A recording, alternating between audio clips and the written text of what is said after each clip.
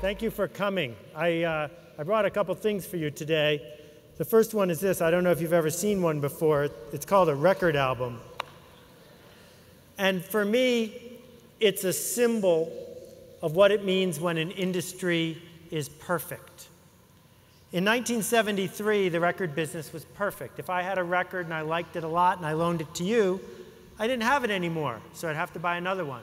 Or if I liked it a real lot and I played it over and over again, I'd wear it out and I'd have to buy another one. And to go buy another one, I'd have to get in my car and drive to the store. There used to be stores that sold records. And as I was driving to the store, I'd turn on the radio. There used to be a thing called radio. And the radio would broadcast the stuff that this industry made, so I would buy more. And then I would get to the store, and there'd be thousands of these to choose from, and I'd buy a bunch. And then I'd get home, and I'd open my mailbox, and there might be Rolling Stone magazine, or MTV might be on television. There was oligopoly of record labels. It was perfect. You couldn't help but succeed if you owned a record label in 1973. And we all know what happened everywhere around the world. In just 5 years, the industry went from perfect to impossible. Every record ever recorded available to anyone who wants one, anytime they want, as long as they got a phone. More music by more musicians, listened to more often than ever before. But the music industry is gone. Music survived, the industry went away. That's called the revolution. The Industrial Revolution made us all able to be here today. It made people around the world wealthy. The Industrial Revolution, 120, 130 years ago, said to people, come, work in this factory. Do this unnatural work of working here for 10 or 12 hours in the dark, doing what you were told. And at the end of the day, we will pay you. Henry Ford famously said to the workers of Detroit, if you're a machinist, come work for me and I will pay you $5 a day. This when the typical person was making 50 cents a day. The question was, how could Henry Ford afford to do that? The answer was the assembly line, the process of doing what you're told, the system of enforced obedience, interchangeable parts, going ever faster. I am here to talk about a dangerous idea. And the dangerous idea is mostly dangerous if we ignore it. Here's what's happened. In just the last few years, the industrial age, the age where the means of production, my family owns a lot of land, my dad owns a factory, I have a system, where the means of production, where the shortcut to success is starting to fade away. And it goes very deep into our culture. Let me ask you a quick question, if you don't mind. Go ahead, please, and raise your right hand just as high as you can. All right, now please raise it higher. What's that about? Everyone falls for it every time, right? The first time I said, please raise your hands as high as you can. But there was always a little bit more to go. You learned how to do that when you were in elementary school. You learned how to do that from coaches and from parents and from bosses who said to you, if you give everything, we want a little more. If you make your sales quota, we're going to raise the sales quota. So what we learned to do was hold a little bit back. We learned to be totally obedient, but hold a little bit back. And now suddenly that era that we trained for is fading away. Let me ask you a question. If there's two villages and one village has a good road leading it to the other rest of civilization, the other one doesn't, who's going to do better?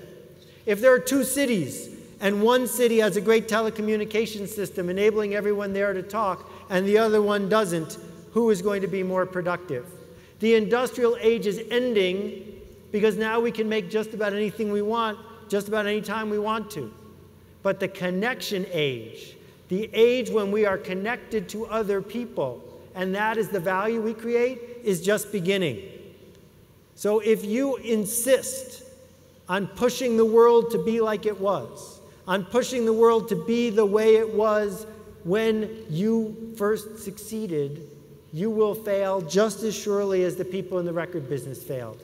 because it is connection that we are basing our future on. The first guy who had a fax machine, what exactly did he do with it? I'll let you think about that one for a couple minutes. The fax machine doesn't work unless other people you know have a fax machine. So you told everyone you know to go get one. How did you find out about Twitter? You didn't find out about Twitter from a big ad campaign they did. You found out about them from someone else who had Twitter. Because people who have Twitter benefit if you have it too. Connections are happening all around us, and those connections are changing everything. You may have learned when you were in business school or wherever about the bell curve, the normal distribution, that graph that shows that all the normal people are in the middle.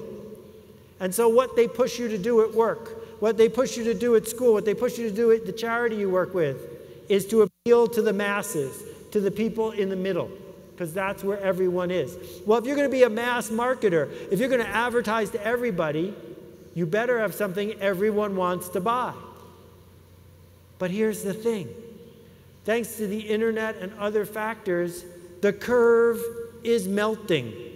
Now there are more people outside the curve than inside the curve. There are more people over here who are into tattoos, or over here who are into body surfing, or over here who are into fly fishing, or over here who want to understand Forex trading.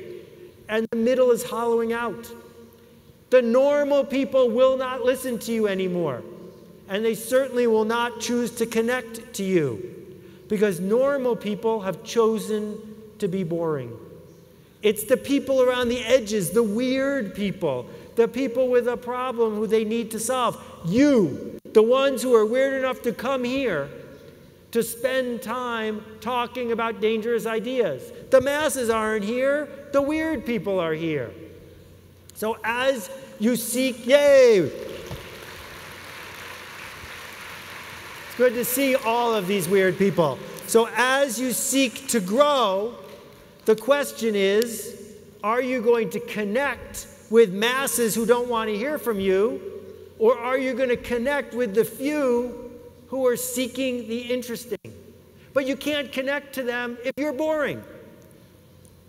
And the way you will be boring is by doing what you learned in school and what you learned at your last job. The way you will be boring is by fitting in and doing what you are supposed to do. No, we do not connect to the boring. We connect to the generous. We connect to the interesting. We connect to the interested. And so we have a challenge going forward. The internet is showing up and saying, if you want a microphone, here's a microphone. If you want to sing, sing. If you want to write, write. If you want to lead, lead. But no one will choose to listen to you if all you're doing is repeating what someone else is saying. That going forward, the only people who are going to get to the next level of where they want to go are not people who are cogs in a giant industrial system. No, the people who are going to make a difference are the ones who find a tribe and lead it, who connect people, who commit to people, who create a culture, like the culture in this room, that lasts. That we have a choice to make right here, right now, today. And the choice is, will you do your job or will you make art? And art doesn't mean a painting. Art means a human act of connection, something that hasn't been done before, something personal, something vulnerable. Here, I made this.